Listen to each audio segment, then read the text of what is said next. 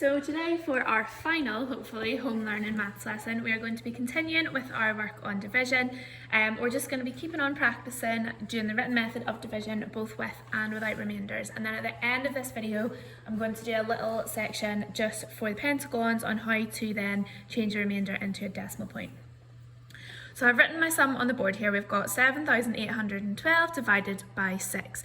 Now remember, when we have a division sum, it looks completely different to an addition, a subtraction or a multiplication because we do the working out on the top rather than the bottom, and we start with the largest digit rather than the smallest. So I'm going to start off by looking at my thousands column, and I need to see how many sixes I can get out of 7. So 7 divided by 6. I know that from 7, I could take one group of 6 and have one left over. So it'd be 1, and I would bring my one that's left over next door. Now I've got 18 divided by 6. Let's count 6, 12, 18. So that's 3 exactly, nothing left over. How many 6s can you get out of 1? None, there's not enough there. So you would put your 0 and your 1 would come next door like that. Then finally, how many 6s in 12? 6, 12 would be 2. So that is an example of how we do our division. There was no remainder with that one, nice and simple. So you can see for this one, I've written it out two ways. This is the way you might see it in the question, and then I have set it out. So just a little reminder, the reason we put a comma in is to separate groups of numbers. And if you want to do that, it's fine, but you need to make sure that you know the difference between a comma and a decimal point, because there's a massive difference between 15,599 and 15.599. If we think about that as money, that's 15 point, and it would round to 60 pence, so £15 60 pence, or 15,599. So I'm sure you can see the big difference in between. So if you're using a comma, please make sure you know the difference. If you're not sure, just don't use one. So we've got 15,599. So we start off with our largest. In this case, it's our 10,000. So how many 9s can we get out of the number 1? So we can't get any, so I'd write a 0, just going to cross this out and take it next door. So let's count how many 9s we can get out of 15. Now, if you're doing a times table you're not confident with, just like last week, it is totally fine to write your times table down the side. It will actually help you learn it. But if you're quite confident, obviously don't do that. It's better to try and remember them. So we can start here. So let's count. 9 1s are 9, 9 2s are 18, 9 3s are 27, 9 4s are 36. Okay, so I've started, I'll go up higher if I need to.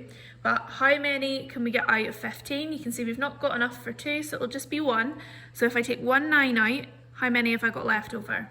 So from 9, 10, 11, 12, 13, 14, 15. So I have 6 left over. So I took out 1 9 and I had 6 left over. So you can see I need to go higher up with my times tables. 5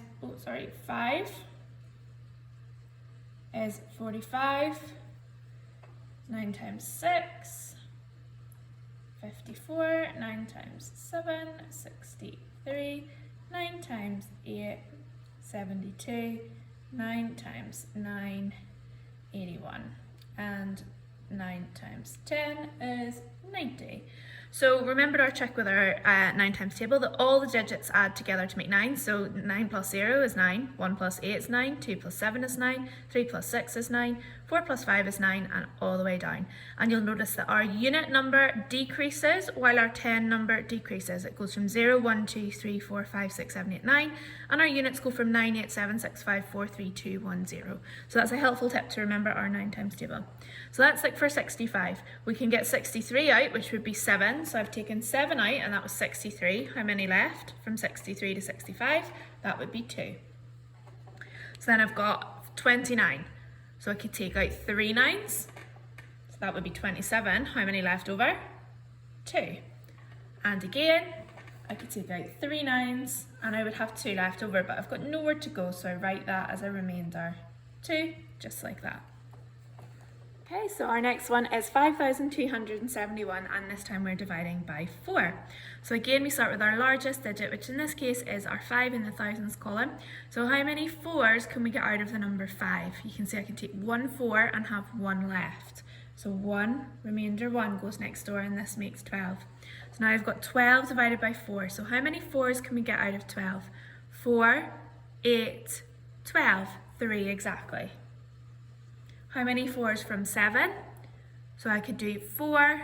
Can I get 8? Not quite enough. So I would get 1 4, which would be 4, and then 3 left over to make up the 7. How many 4s out of 31? Let's count our 4 times tables. 4, 8, 12, 16, 20, 24, 28. Next would be 32, but I don't have enough for that. So I can get 7, and that was 28, so I've got a remainder of 3. So hopefully that has refreshed your memory of our division. If you are a circle, you can go and start your task now. Okay, so we're just very quickly going to have a look at a division sum. Now we've got 24.54 divided by 6. Now this changes absolutely nothing to how we do our sum. Most of you got on with this really well last week, so I just put my decimal point up there to start and do it completely as normal. So 2 divided by 6 we can't do, so I put my 0 and I carry my 2. You can cross out if that helps you as well. How many 6s from 24? 6, 12, 18, 24, I'll get 4. Okay, and then how many 6s from 5? I can't get any, there's not enough there. How many 6s from 54? And there are 9. So you can see my answer would be 4.09. Now when a few of you were typing these answers in last week, you were typing in 4.09. Now that 0 does not need to be there, it's not doing anything, so we would never write that. So that we would write it down as 4.09 because that 0 doesn't change the value of our number at all. So if you are a square, you can go now and get on with your division work. So pentagons, we are going to go over an alternative way to showing remainders, which is to turn it into a decimal answer. So a few of you noticed that you needed to do this on one of your maths problems earlier in the week and find this really challenging, so this is why we're going to go through this. We will do more practice on this, so don't worry if you're not quite got your head around it, but it's really not that difficult at all.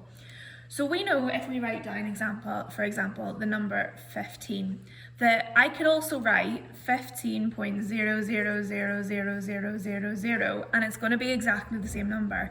That's not worth any more or less than that. We just haven't showed the decimal point or the zeros because they don't change the number, but we can put them there if we need to because we know there's nothing in those columns. So let's see how that helps us with showing what's left over.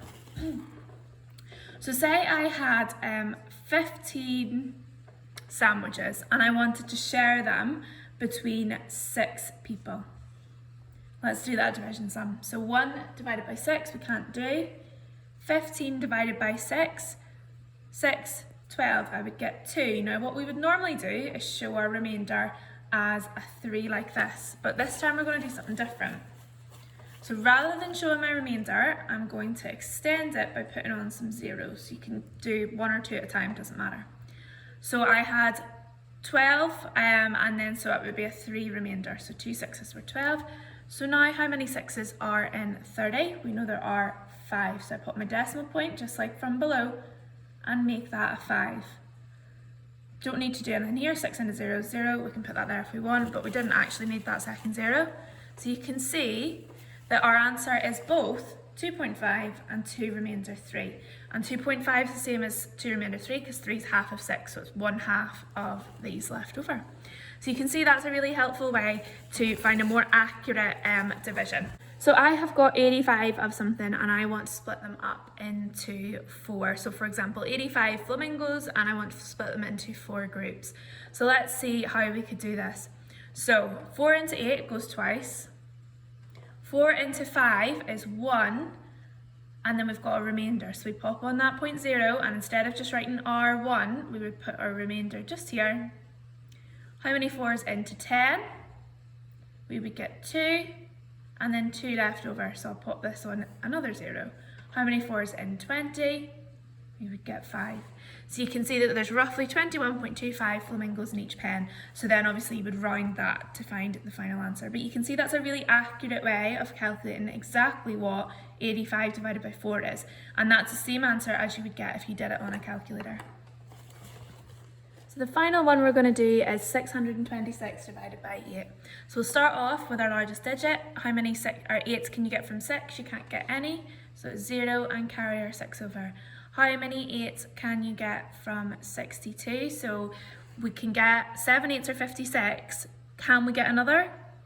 No, we would need to have 64 to get up to the next one. So we would get 7 eighths, which would take us to 56, and then we would count on to find our remainder. So we've got a remainder of 6. How many eighths in 66? We could get 8 eighths, which is 64, and we've got 2 left over. So I pop my 0.0 and carry my 2. How many eighths from 20? So I could get 2 would be 16, can't get any more. So I would have 4 left over up to 20, so I would carry my 4. How many eighths from 40? We would get 5. So you can see that 626 divided by 8 is 78.25. Okie doke.